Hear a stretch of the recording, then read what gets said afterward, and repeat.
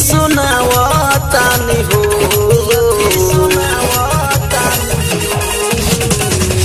वीर हनुमान के बुलावतानी विनती सुनावतानी हो कि हमारा राम जी के कि हमारा नाथ जी के हवन सेवा गवा तो आज गुणवा गावतानी हो कि हमारा राम जी के हवन भगातावा तो उन्हीं के बुलावतानी हो।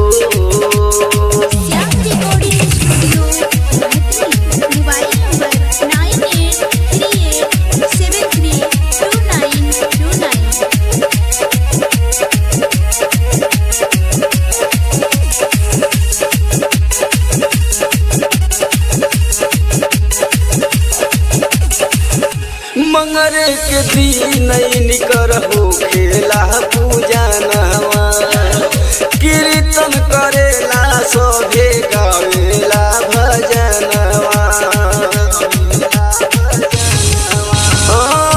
मंगर के दिन निकर हो खेला पूजा नवा कीर्तन करेला लोग गावेला भजनवा। लाल मोटा हनुमान जी के हमहू चढ़ावतानी हो। लाल मोटा हनुमान जी के हमहू चढ़ावतानी हो कि हमारा राम जी के कि हमारा नाथ जी के हवन सेवा करवा तो उन्हीं के बुलावतानी हो कि हमारा राम जी के हवन भगातावा तो उन्हीं के बुलावतानी हो।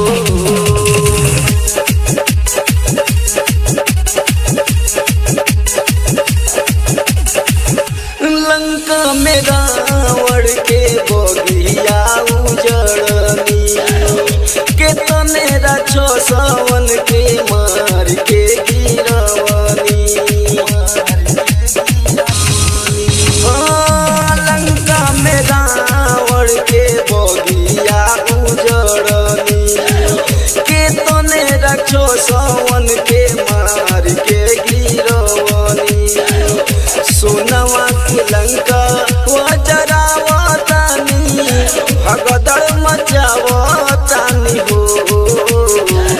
सोनवा की लंका वजरावतानी भगदड़ मचावतानी हो कि हमारा राम जी के कि हमारा नाथ जी के हवन सेवा गवा तो आज गुणवा गावतानी हो कि हमारा राम जी के हवन भगातावा तो उन्हीं के बुलावतानी हो।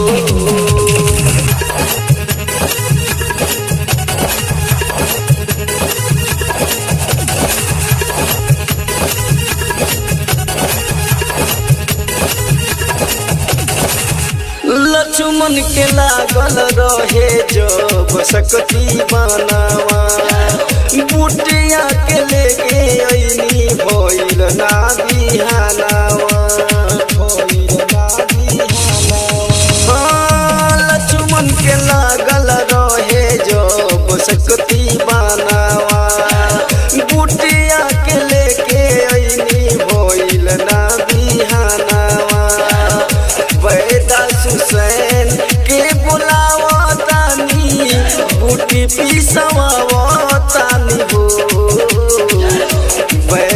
हुसैन के बुलावतानी बूटी पिसवावतानी हो कि हमारा राम जी के कि हमारा नाथ जी के हवन सेवा कहवा तो आज गुणवा गावतानी हो कि हमारा राम जी के हवन भगातावा तो उन्हीं के बुलावतानी हो।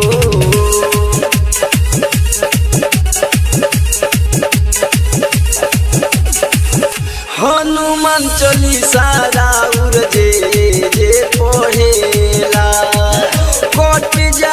दुखवा सगरो सुखवे करेला हनुमान चालीसा राउर जे जे पढ़ेला कोट जाला दुखवा सगरो सुखवे करेला भक्त ओमकार के बुलावतानी भजन गवावतानी हो